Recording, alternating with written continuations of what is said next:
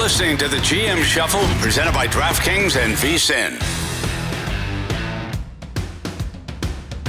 Welcome into the GM Shuffle. James overnight, DraftKings, the crown is yours. Hope you guys had a great holiday season because, Marty, we are back. We're back to talk about the National Football League. Geoff Schwartz, 8 years National Football League. Marty Hurney, 30 years in NFL front offices. And we have an incredible show. I don't know how we get everything into 1 hour here. I'll give you a blueprint. We'll talk about the major stories coming up here in just a second. Then we'll touch on where the playoff teams are right now. We basically have 8 teams in each league for 7 spots. We know who that's going to be. We have some big games coming up this weekend to determine the final playoff spot for the NFC South, for the AFC North, and for the 1 seed in the West. Other weird things can happen along the way because it's the National Football League, Marty. But it does feel like we need to start with a topic and a team that we've talked about a lot this season, and an inexcusable loss that really makes next weekend way more exciting for all of us.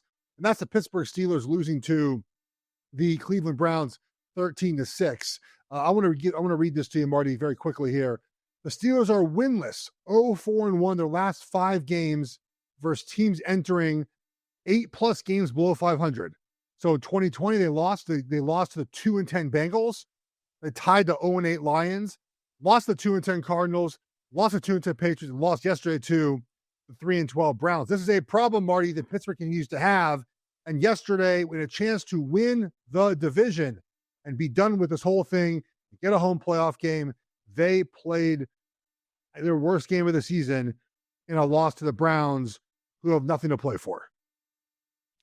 Yeah, and I'm not sure if you asked a lot of people, Geoff, it would have shocked a lot of people that the Browns won that game. And I'm not the one to ask. I had two teams that I totally missed on this weekend. I think the Steelers have a hard problem scoring. And the way they move the ball and the way they run their offense is they go through their running backs, Jalen Warren and Kenneth Gainwell, but then they go deep to DK Metcalf. Well, DK Metcalf's not there. He wasn't there yesterday, and he won't be there this weekend when they need him against the Ravens. And but because of he just wasn't very smart, and he got suspended 2 games. I think he is really the key to their offense as far as stretching vertically and creating things. They didn't have that. And, it was interesting, Geoff, I saw an interview from Myles Garrett after the game, and he said that they went out of their way so much to prevent him from getting a sack and setting the record that he thought it opened things up for other guys along the line and really helped the Browns defense hold them to 6 points and win the game. So I watched this entire game, and Myles Garrett is absolutely right.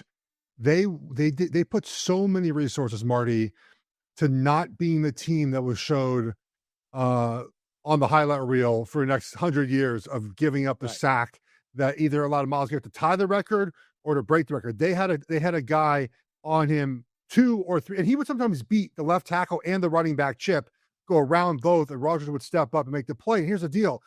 I say this all the time.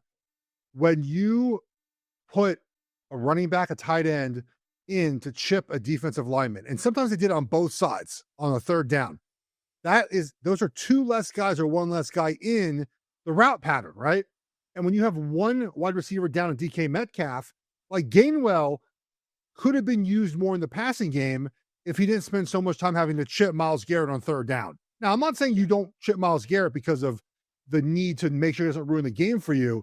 But the fact is, the more resources that you put to stopping a pass rusher, the less guys you have out in the route concept. That's why, very famously, like Tom Brady, when the Patriots played better pass rushes, they went empty. They went 5 wide, no chips, and threw the ball as quick as possible. That's one way to mitigate a pass rush, right? Is to just spread everyone out, read a side of the field, get the ball out, and move it along. And it's not why the Steelers offense didn't function as well as they could have. It's a reason. It's a symptom of it, right? But it's not the whole reason why they struggled. You mentioned DK Metcalf. And look, the guy who is doing the press conferences, who very clearly tried to get this out of DK Metcalf, is a I absolutely a loser in the worst way possible. Okay. Yep. I hope he gets no pub the rest of his life. I hope whatever lawsuit he has gets thrown out of court. I hope the worst for this guy. He seems like a terrible, miserable person. But the fact is, no matter what he said to DK, you can't go in the stands and grab him. Right. You just can't do it. And Right. Where was security? I'm not saying security in the stands. Like, where was one of the guys in the yellow jacket, Marty, that was like Yeah. by the, like where's Steelers security at? Where's someone to prevent a player from going in the stands? And DK deserved the suspension. I look, man, he might have said the worst things possible. He might have said, the word you can't say, right? He might have said all those things are true and those are despicable, and you can't say those things. But as a player, a veteran player, man, you got to know better than he grabbed him in the crowd, Marty. You can't do that. No, no, we've all been trained, Geoff. Anybody that works in this business, we know that sometimes you just have to turn the other cheek. A lot of times you have to turn the other cheek. I mean, I can't tell you the number of times that I was somewhere with my kids and somebody would say something and you want to react, you want to say something back, but you can't and you don't. It's a learning experience for DK Metcalf, but I think it really did hurt the Steelers yesterday. And I just think that, you're talking about Kenneth Gainwell, and that's great, chipping and helping to protect Aaron Rodgers, but he's your best receiver. I mean, he's got to be out in patterns. He's your most dynamic weapon in the pass game without DK Metcalf, and they lost that because he was staying in to chip and make sure Myles Garrett didn't get a sack on Aaron Rodgers. And I think the Steelers offense was just out of sync. I mean, listen, they're going to have to run the ball well and they're going to have to be able to push the ball downfield at certain times, which they really don't like doing. Rodgers does not throw the ball downfield that much. And DK is his target when he does. And I think that just really hurt the Steelers offense. And I think you have to put out congrats to the Browns for playing like they did in their defense. And Jim Schwartz, I think, hasn't gotten enough credit. Their defense it's them, the Texans, and the Eagles are the three best defenses in the league, in my opinion. Yeah, look, it's the NFL, man. Like, you play hard every week. We talk about this all the time. Like, the Browns will continue to play hard. They continue to try to win games. I know fans don't like it because it hurts your draft stock, but it's an opportunity for young players to get a chance to play. An opportunity for Shadur Sanders to continue to try to earn a job next season. I don't know how that's going. We're not here to talk about Shadur Sanders. We have plenty of opportunity to do that. There's plenty of people on the internet that will bring up stuff, but it's another opportunity for him to make those plays. So I understand that. Look, Rodgers allowed a lot of freedom in the offense, so you can't blame some of the decisions on him, but on Arthur Smith. But 4th and 1, man, with fade to Scotty Miller, that's our best play. Our best play at the end of the game is throwing to MVS, who hasn't been good in years. The offense is so disjointed, such a mess. And Marty, look, Mike Tomlin did it again. They're going to be above 500 for the 19th straight year in a row. Okay. Is that the standard in Pittsburgh, or is the standard division wins and playoff wins? They haven't won a playoff game since 2016. They're going to have hard talks to have, Marty, this offseason.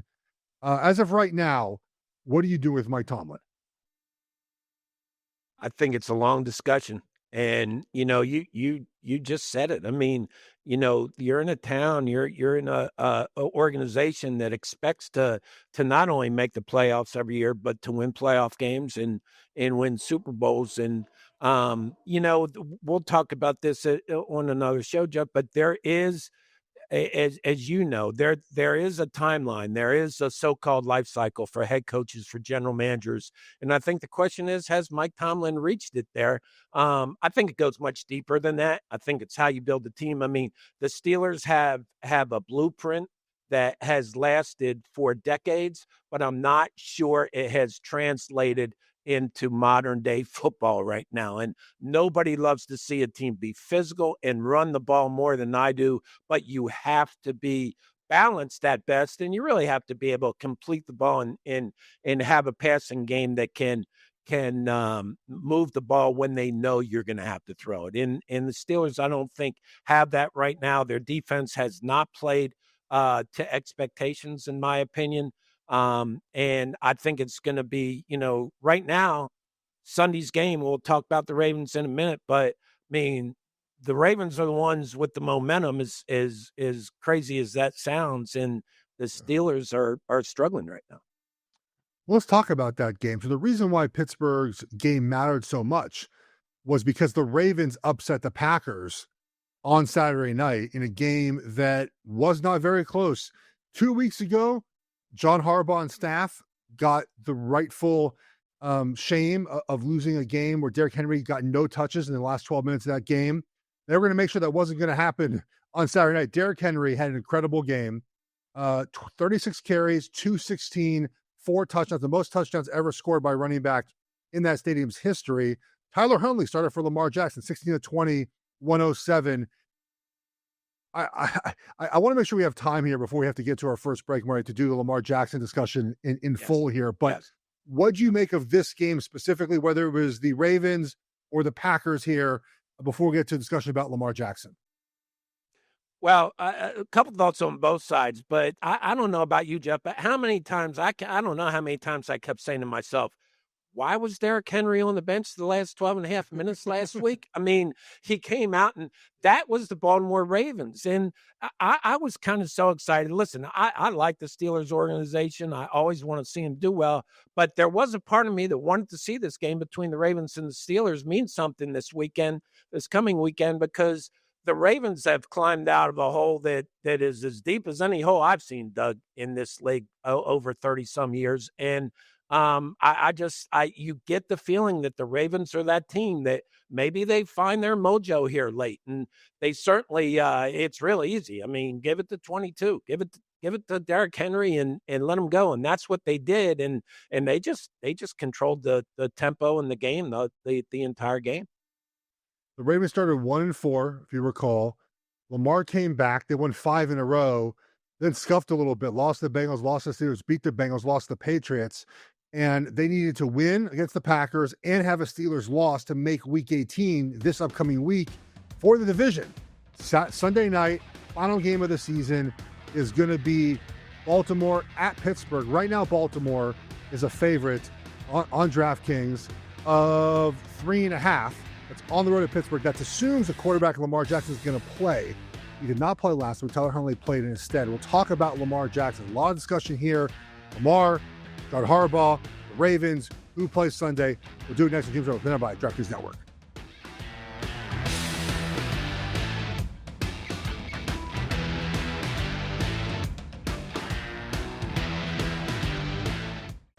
You're listening to the GM Shuffle, presented by DraftKings and VSiN.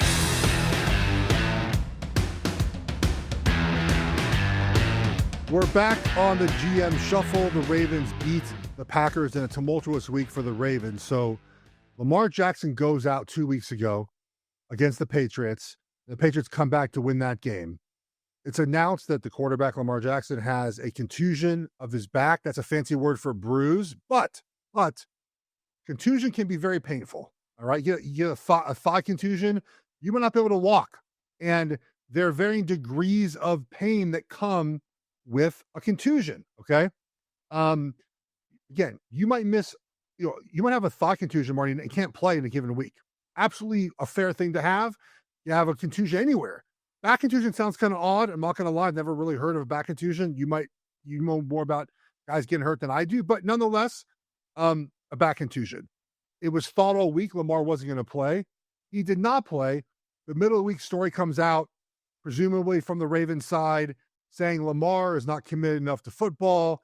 He plays so much video games. He doesn't pay attention to meetings well enough. Like all the sort of things you would hear if no one likes their quarterback. And so it led to a week of discussion of whether John Harbaugh is going to be gone, Lamar is going to be gone, both are going to be gone. And I'll start with this, Marty. We can talk about who's gone and who's not going to be gone, but just from like my perspective as a player, I don't know how he didn't play on Sunday or Saturday night. You look at him on the sidelines, he looked fine. Like if your back is that tight and that messed up where you cannot play, how are you on the sidelines with your team in the middle of everything? Because part of the reason why injured players are not on the sidelines is because they can't get out of the way if players come toward them, right? Like when I broke my leg, I had to be upstairs in a booth because I couldn't get out of the way. If a pile of players was coming toward me, I get hurt again, right? Or get hit on my surgically repaired like ankle. So like for Lamar to be on the field like that, I think the Ravens are super frustrated he's not playing. And that article that came out was like, hey, dude, we're tired of this shit. Like, you need to be playing this weekend. And he might play this week. The odds say he's going to play. But first, Marty, what do you make of Lamar not playing, man? Look, I just think Mahomes, Josh Allen, Joe Burrow, they all would have played. They would have sucked up and played, Marty. Yeah, we don't know how bad. We really don't know what the injury is, though, Geoff. When you say back contusion, and I get it, and it is, it's worse than it sounds. But people hear that and they don't think it's serious. But I just go back to the quarterback sneak Lamar had against the Steelers, sneak draw, whatever you want to call it. And Geoff, you could see the stiffness. He was so tight, and he really is moving. Really with his brain and not by instinct. I think that Lamar has been hurt, maybe more serious than we thought for most of the year. But I think that going back to early in the season, he got nicked. I don't think his body language has been right ever since. So to me, I want the guy who can go out there and run around and be healthy. And listen, I love Lamar Jackson, and by no means am I saying Snoop Huntley is a better quarterback than Lamar Jackson. But right now, I want to go with the healthy guy, the healthy legs that can threaten the perimeter, get outside, and open things up for Derrick Henry. So I just think that, listen, when you look around, you notice that the fan bases, the people who take losing the hardest, are the ones that are used to winning and expect to win. And I think that what the Ravens have done, I mean, that they're one game short of it. It's amazing what they've done, Geoff. Look at where they've come from. Beginning of the year, we all thought, oh, they'd be the number one seed in the AFC. Then we went to, I know I did, I crossed them off. I thought they were done. And now they're back to, if they win against the Steelers on Sunday, they're the 4th seed. So you still get one playoff game, right? You still get one home playoff game. And I just think where they come from and the way they've recovered to put themselves in a position to compete. And that's the mindset in that building. You know it, and I know it, Geoff. The mindset in that building this week is, hey, we've come too far to lose right now. And we're going to be one of the most dangerous teams in the playoffs when we get in, because we are hitting our stride right now. And I think that personally, I think I would rather see a healthy Tyler Huntley play this week and open things up for Derrick Henry than have Lamar back there if he is not really healthy and ready to do Lamar type things. And I don't think he's been that for a while this season. Would you say the same thing about Josh Allen in Week 18, Mahomes, Burrow, Herbert? Did you rather see the backup play than the starter? Like, that's sort of my thing. Like, why? Lamar won the MVP 2 years ago. Last year, people thought he was the MVP, right? I think you could make the case he should have been MVP again last season, but Josh Allen won instead. And we're now in Week 18. And yes, he is a little beat up. He's been that way all season. But we're talking about his backup playing instead of him is more effective for the offense. You wouldn't say that about the other 12 top quarterbacks in the NFL. Like, that's my problem. Like, why are the Ravens set up, or Huntley set up in a way, or Derrick Henry? Like, you should be set up to where if you miss your franchise quarterback, you're kind of effed, Marty. And we're going into a Week 18 must-win game, and everyone, not just you, Shannon Sharp tweeted out, like, everyone's like, play Huntley instead. I find that to be a problem with having a franchise quarterback. You'd rather have the backup play, no matter how hurt the starter is. Well, but the backup quarterback fits your blueprint, Geoff, and it fits what you want to do. And right now, we all know who they have to rely on offensively is Derrick Henry. They haven't all year. And that's why when they've run into trouble, it's when they have not. He sets the tempo for this offense and for this team. And I just think that right now, if Tyler Huntley is healthy enough to get out on the edge and stretch the Steelers defense, open up things for Derrick Henry, I just think it makes more sense. And it's nothing negative about Lamar. I think Lamar has tried to come back and play with whatever injury he has, and I just don't know whether we're clear on what the injury is, but I just thought that, you look at the game Huntley started a few weeks ago and then the one this weekend, and I just think that they seem to play with a different tempo and a different flow right now. And it's only because I just think that Lamar Jackson is not healthy. I mean, you mentioned Josh Allen. Was he Josh Allen yesterday? I mean, if the Bills had if the Bills had another quarterback, and we'll talk about them later, but if the Bills had another quarterback that fit in and could come close to at least letting their offense run with functionality, that might be something that you would talk about. But I think the Ravens are very fortunate to have Tyler Huntley, and they really didn't get him until midway through the season, get him involved. And I just think that right now, because of Derrick Henry, it's easy to say, hey, let's go with the healthy mobile guy right now to beat the Steelers, and we'll see how things look going into the playoffs. If you like what you're hearing here on the GM Shuffle, there's even more VSiN Pro betting splits, power range, sharp analysis, all offers $99 on your first month. Go to VSiN.com, subscribe, check out all subscription options. Cleaning this up, Marty, quickly here. It does feel like we're having a breakup. Either John Harbaugh is going, Lamar Jackson's going, or both are going. That was my read heading into this weekend after the article that came out. And by the way, look, you might not like the content of that article and people push back on that. That's totally fine. But to pretend he made this up, the reporter, he didn't. Someone told him in the building. Like, come on. They know what players are doing. Marty knows if we're up playing video games all night. Like, they know these things, okay? Like, let's not be naive. And so this was it was reported on. Like, this is what the Ravens told the reporter. Marty, what sense do you get as far as the future of John Harbaugh, Lamar Jackson? How much does this game on Sunday mean for their relationship? Well, I think it means a lot for the organization. And it's funny, Geoff. I mean, we're going to be talking later in the week and next week. We're going to be talking about some really good head coaches that are, their names are out there being on the hot seat as far as like Todd Bowles, Mike Tomlin, John Harbaugh. I mean, who would ever thought that? Those are three really good coaches, but that's what happens when there's expectations and you tend to fall short of them. So we'll see what what happens there. I just think it's too brief. One season, they've had too much success together to have one season happen like this and say we're going to part ways. I just think that this is a time for when good ownership and good general managers stand up and say, listen, let's not overreact now. I mean, I'm not saying that you ignore problems, but there is some positives to continuity, and we can't dismiss what we've accomplished with these two, with this head coach and quarterback coming into this year. And look at our expectations, and we had a ton of injuries, and look what we've done to battle back. So I think you have to be real careful about pulling the plug too early with these type of things.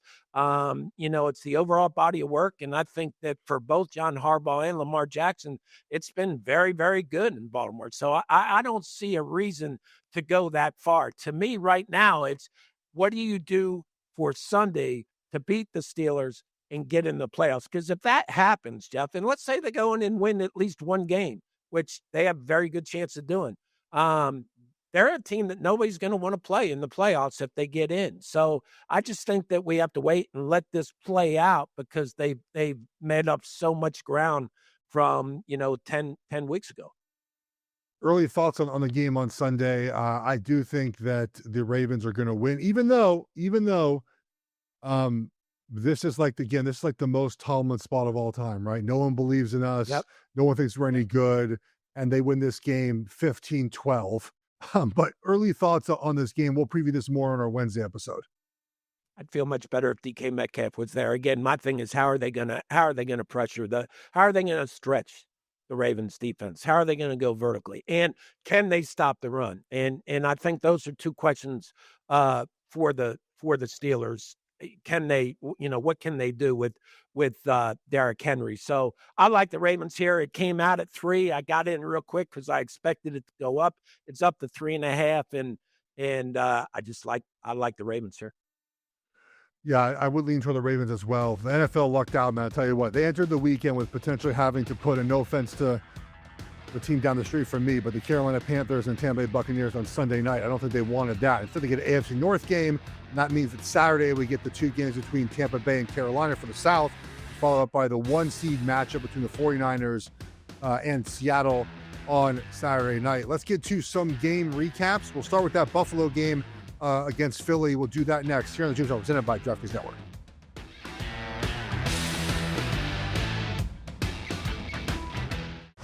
You're listening to the GM Shuffle, presented by DraftKings and VSiN.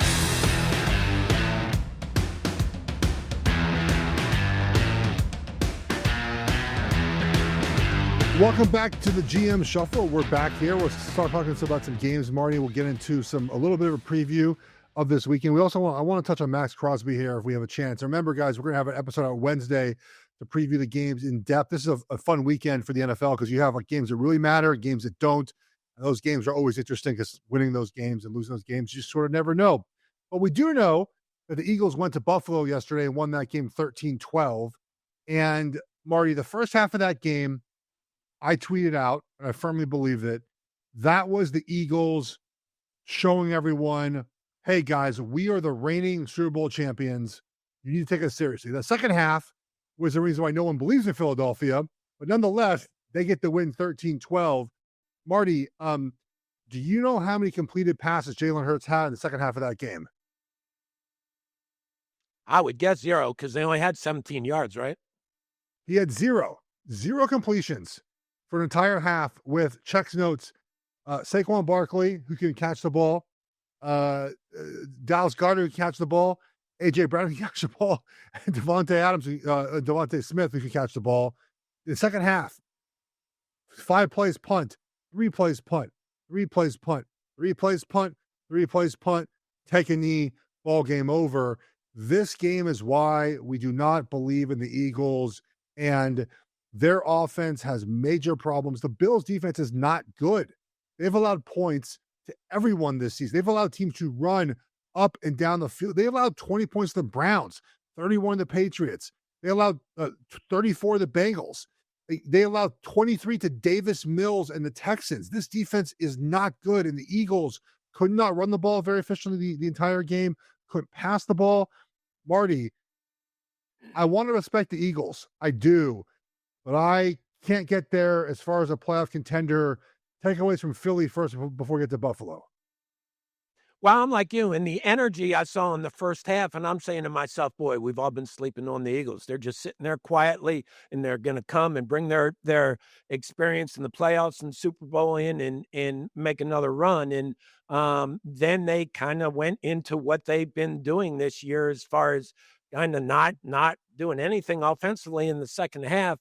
But Geoff, this defense is good enough to keep them in every game they play. And I think the offense isn't horrible. And this is a team that I'm going to be very reluctant to go against in the playoffs because I think they have that experience in that knack of how to win games in crunch time, important games. But I just thought that this game yesterday was really more about what the Bills are not doing than it was what the Eagles did, if that makes sense.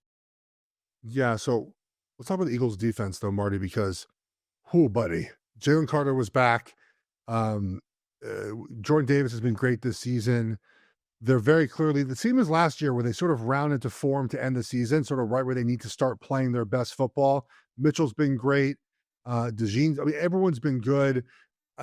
This is a scary, scary defense. It feels better than last season. Without the edge rushers. They don't have the edge rushers quite they had last season, but the middle pressure with those two guys is so good. They have good backups as well. It's a very deep defense.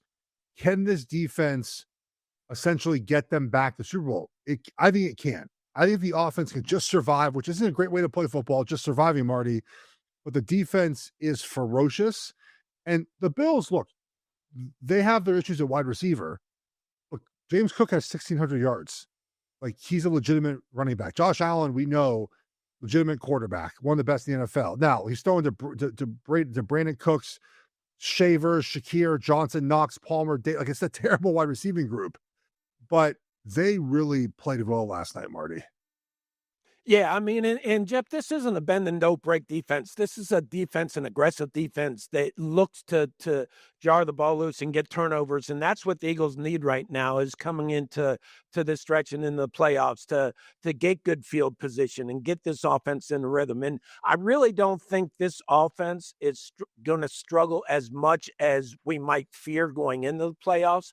But this defense is definitely what basically runs their motor. And Vic Fangio has been one of the best defense coordinators in the league since I can remember, since I've basically been in the league. And they disrupt and they create problems and field position. And that's what the Eagles are going to need. And I just think that they're a team that they scare me. I mean, I just think they've quietly been sitting there.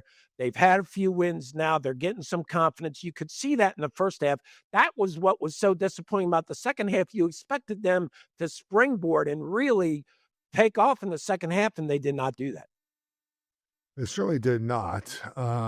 So not great, I think, for them, but they win. Now, Buffalo, Marty, I mean, we're going to talk this week on Wednesday about our confidence ratings, about how confident we feel about the playoff teams. Again, there's basically 16 choices, right? There'll be 14 teams in, but 16 choices as of right now. And Josh Allen's the best quarterback by far in the AFC conference right now. Who's going to be in the playoff, right? No Joe Burrow, no Patrick Mahomes. Look, Lamar Jackson may or may not play this week, but he's not been the same quarterback. Drake May's been great, but he's not Josh Allen. But man, the wide receivers aren't good. The play calling at times, they got saved. That hook and lateral saved their bacon because they called two as conservative as you get play calls there on second and third down, needing to score a touchdown to get back into it. Before we get to 2-point conversion attempt, just general thoughts about, is this offense good enough to win many playoff games? Well, we talk about Lamar Jackson, and when you say, that Josh Allen is the best quarterback in the playoffs in the AFC, his reputation might be, but he hasn't been playing like that, Jeff. And I could argue that Drake May and gosh, CJ Stroud's starting to play well for the Texans. And there are some quarterbacks that are really playing extremely well. I question, how healthy Josh Allen is. And really there's just something is out of sync with the Bills. And I'd be really curious to get your take on that because they're a good football team right now, but they can be much better. And they're when you watch them, and I think you and I both watch them a lot, they just seem out of sync, really on both sides of the ball. And the defensive issues we know about, and that's going to be a problem going into the playoffs no matter what. But this offense was one that could always be a danger to score. Yeah. And they really don't scare you, do they? No. Well, Josh Allen scares me because I think he just can make those special plays, even though it has not been quite the same. And we know in the postseason, they sort of ramp those plays up. Look, I know you're close with the Bills, so I don't want to say anything that's like too mean spirited with those guys. But like, it does feel like when the pressure sort of mounts on the coaching staff, they get too conservative. They get too much in a shell and do not play and coach with the same aggressiveness throughout 60 minutes as they normally would when they're playing a Joe Schmo in week 8. And right now the pressure's on Buffalo. No Patrick Mahomes, no Joe Burrow in the postseason. Those are two nemesis you've had in the postseason are no longer there. The pressure's on you, even without being a one seed. The rest of the AFC, Bo Nix, Drake May, Trevor Lawrence, whoever wins the North, CJ Stroud, who's playing much better. We'll talk about that game in a second. And Josh Allen and beat up Herbert with no offensive linemen. Like, this is the year Buffalo has to do it. But it feels like in those big moments, they pull back a little bit. And they don't trust their players to go make plays. And that's what I see, Marty, from them in these games, where instead of being aggressive and playing with an aggressive mindset, they play with a I don't want to lose mindset. And I think that's not good enough in these big moments to win these games. Yeah, and even the areas that we count on to be really good for them, like the offensive line. The offensive line got beat yesterday. I mean, the Eagles' defense line won that matchup, in my opinion. You agree? Oh yeah. Inside, yes. On the edges, the tackles were for Buffalo were fine, but inside that was the problem. Yes. But I mean, the Eagles were playing on the Bills side of yes, of the absolutely. ball Yes. for most of the game, and that's the Bills have always had one of the best offensive lines in the league, in my opinion. So there's some things that just aren't firing on all cylinders. They don't have a lot of time to figure it out. You said that game didn't mean anything, but if they would have won that game, the Patriots would have had to win next week to win the division. Correct? So I thought it was I thought it was a very big game. I mean, I don't know the exact tiebreakers but it would have if the Bills would have won this week and next week, and the Patriots would have lost next week, then they would have been tied with the same record. I don't know what the tiebreakers are. I think the Bills had the edge. Okay, so that obviously. Getting to the end, I didn't mind going for 2. I just thought I think he wanted the game to be over with. Didn't want to go to overtime, and to the point we're in the playoffs. Like, let's just go win the game. And the guy was open. Josh Allen threw it in the ground. I mean, like Marty, they got the guy's open, wide open.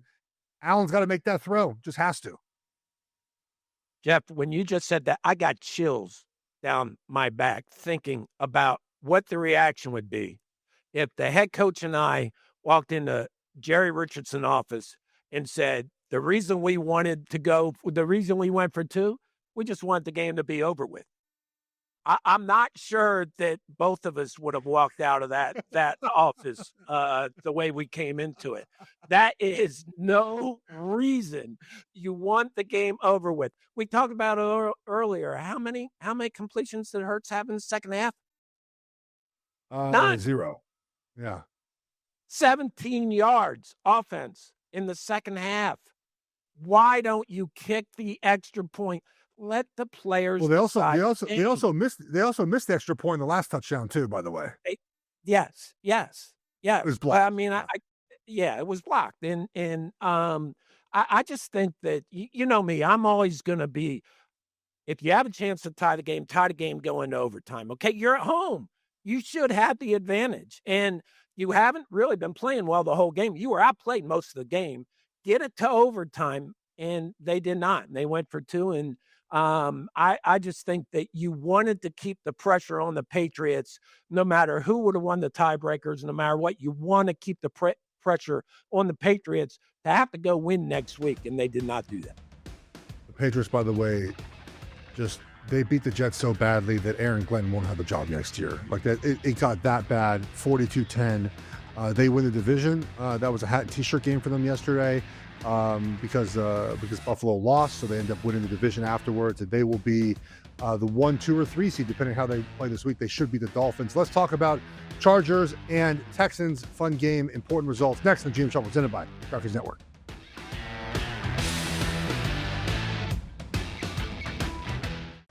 You're listening to the GM Shuffle, presented by DraftKings and VSiN.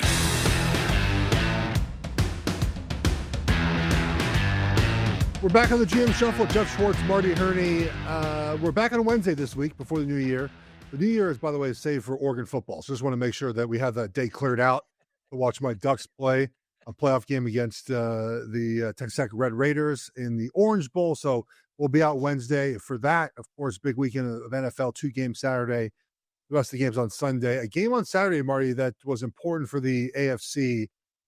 Houston Texans beat the Chargers. They have won 8 games in a row. They win 20-16. What a Chargers game, man. Dicker, the most accurate kicker in all the NFL this season, misses his first field goal inside of 40 yards and misses the extra point. That's the 4-point difference. And the Texans scored immediately on the first 2 drives of the game. 3 plays, touchdown, 4 plays, touchdown, then scored 6 points the rest of the game. I love the defense for the Texans. It is incredible. Those defensive ends are great. They tackle well. They scheme up well. But Marty, their offense just doesn't do it for me, man. And I think that'd be the downfall of this team in the postseason. I don't like their offensive line. I don't like their scheme at times. Is their offense enough to win 3 road playoff games? No, I don't think it is. But it's a really intriguing team, and it's an exciting team to watch. And, well-coached team that Defense is arguably the best in the league. They have to force turnovers. I do think their offense can move the ball, and I do think that C.J. Stroud is really starting to play better after coming back from the injury, playing better as each week as the season goes.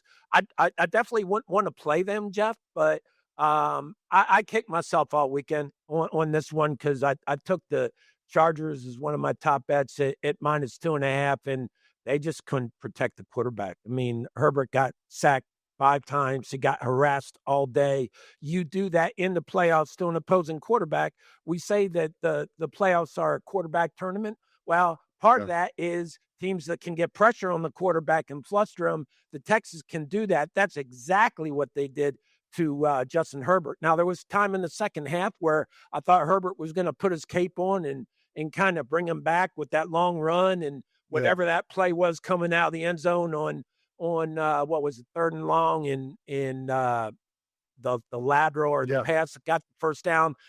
He showed some flashes, but at the end of the day, the Texans' defensive front, their front seven was just too much, and it was just too much pressure on him to execute. And I always hate when people say, "Oh, the Texans came out and play harder." It's not about effort. You know that, Geoff. As you said, everybody goes out and plays hard every game, but it's execution. And the Texans executed their game plan better than the Chargers executed theirs. You go to my Twitter at Geoff Schwartz, Geoff with a G, and I put up a play that encapsulates Justin Herbert's career. Okay. So we know he's playing with a hand. He just had surgery repaired, the left hand. He hurt it early in the game, too. It's like on a Winston. It was 3rd down. The right guard or right tackle are facing 2 guys they're inside stunting, and the defensive tackle on the other side's wrapping around. So a 3-man game, right? The right guard or right tackle whiff, Marty. They don't even touch their defenders. And then the center stumbles and gets picked, and Herbert has 3 guys that are free running at him. He avoids them, it's up in the pocket, hits Gaston right in the hands, who drops the ball, and the Chargers punt. That sums up the Chargers, man. And Justin Herbert. The Herbert discussion, Marty, it's like all the film watchers, all the former players, all the ball knowers are enamored with Herbert. And then guys on the internet are like, "He stinks, Sam." I'm like, dude, Herbert's incredible. I can't wait till he has one season where he has an offensive line and weapons all time up together. He's doing the best he can right now. They're not going to win a playoff game most likely because their offensive line's too beat up. But what do you make of Herbert, man? I think he's so talented, and he's just trying his best with no help around him. I love them coming out. I love them now. He's got all the traits. And I was at the Panthers when he came out. We were sitting at 7. I was pushing. We weren't going to take him, so I'm glad the Chargers took him right ahead at 6. I think he's one of the best quarterbacks in the league. And it's just, you're right. Listen, we talk about win because of quarterbacks. And Justin Herbert is definitely a win because of quarterback. But when you have so many injuries on the offensive line and so many changes, Geoff, it's hard. Continuity is important, especially on offense. And I think that anybody that says that he doesn't have the skill set to be a top quarterback in this league hasn't watched a lot of quarterbacks in this league. So I think you can win a Super Bowl with Justin Herbert, whether it's this year or not, with all their injuries, especially on the offensive line, I don't think so. But it's not Justin Herbert's fault at all. Well, Marty, we've saved the best for last, the NFC South. As we enter this weekend, at the top of the division, the Carolina Panthers, 8-8. They go to Tampa Bay to play the Bucks, who are 7-9. And believe it or not, the Panthers can lose to Tampa Bay this weekend and finish 8-9. Tampa Bay would then also be 8-9. And the Falcons could win out. They would beat the Niners and the Saints next week, and all 3 would finish 8-9, and the Panthers would be the division champions. Tampa Bay has lost 7 of their last 8 games. They've lost the last 3 to the Falcons, the last 4. Saints, Falcons, Panthers, Dolphins. I can't believe they might back into a playoff spot here. The Panthers have just been up and down by the week. Good week, bad week, good week, bad week for 10 straight weeks now. I guess someone has to win the division, Marty. I'm I would lean toward the Panthers winning this game. I think the Bucks are really bad right now. They're in a bad place. The Panthers have shown again sort of this up and down mentality where one good week, one bad week, one good week, one bad week. I think the Panthers will win the division, Marty, and the Bucks are end up kind of slinking off into the sunset with a new coach and maybe a new roster heading into next season. Yeah, I mean, I just listen. I can't figure the Panthers out. I haven't gotten them right all year, and gosh, the Bucks are just. I thought they were too good to lose this many games. I just get a feeling they're going to find a way to win this game at home. Whoever wins this game, whoever's playing them in the first round, feels pretty good about going on the road and playing either the Panthers or the Buccaneers. Obviously, the Panthers have to run the ball. Bryce Young has to come up with key plays and key spots. That's what he's done when they've won games, and he's certainly capable of that. I just don't know what the reason is for their lack of consistency from week to week, Geoff. It just seems like as soon as you think they're going to hit and start going on a run, they don't. Now, they played maybe the best team in the NFC yesterday, and the Seahawks came out, started slowly, which is not abnormal for a team that's coming from the West Coast for a 1 o'clock start on the East Coast, but they just you could tell after a while that Seahawks were just a better team. And I think that the Panthers are going in the right direction and making the right steps, but I don't think they're there right yet personnel-wise. I can't touch this game. I flip a coin. I have no idea who can win this game. We'll preview more of those games on Wednesday. One topic I want to get in here before we get out of here for the day, Marty, is Maxx Crosby. The Raiders game is unimportant. They lost the Giants now the first pick in the draft. But both the Giants and the Raiders had a tank off this weekend where both put all their best players on injured reserve if they could.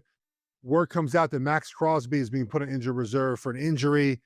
Then tweets come out that Maxx Crosby is upset. He wants to play. I respect Maxx Crosby so much. He plays every snap of every game. He gives the utmost effort. And it appears that the Raiders deciding to put him on injured reserve really pissed him off. How would you handle the situation, Marty, if the goal was to sort of lose, but try not to piss off your best player? Well, I think for one thing, I'd be interested to see what the communication was with him during the week, because to me, you're not putting him on IR to lose a game.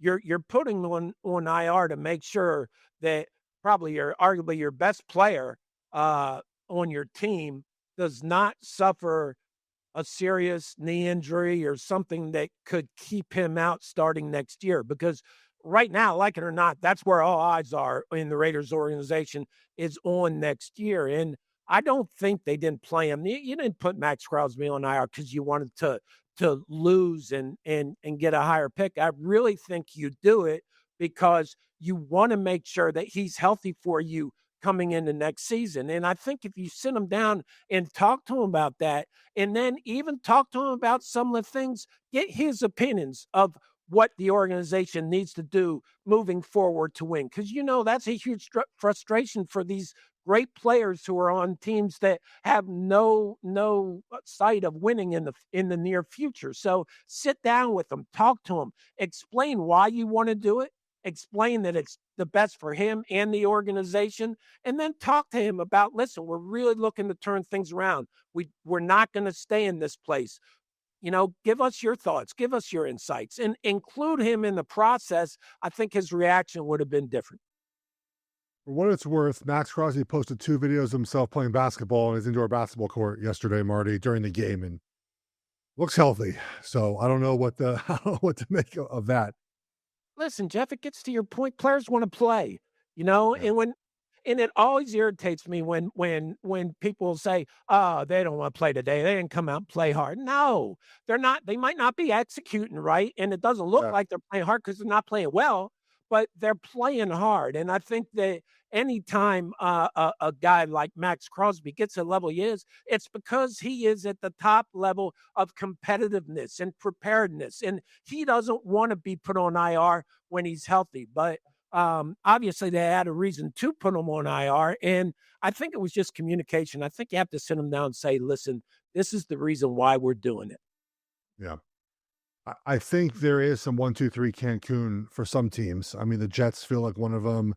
The Raiders just stink. I don't think they're not playing hard. I don't know how. I don't think Pete Carroll survives this. You're going to draft Mendoza 1-1 probably, and I think you're going to get a younger coach to work with him. I can't imagine Carroll survives this. We'll have plenty of time, Marty, to talk about all of this when we get to the postseason and we talk about the draft picks. I know that I'm excited to watch Mendoza in the playoffs, right? It's a good opportunity for him.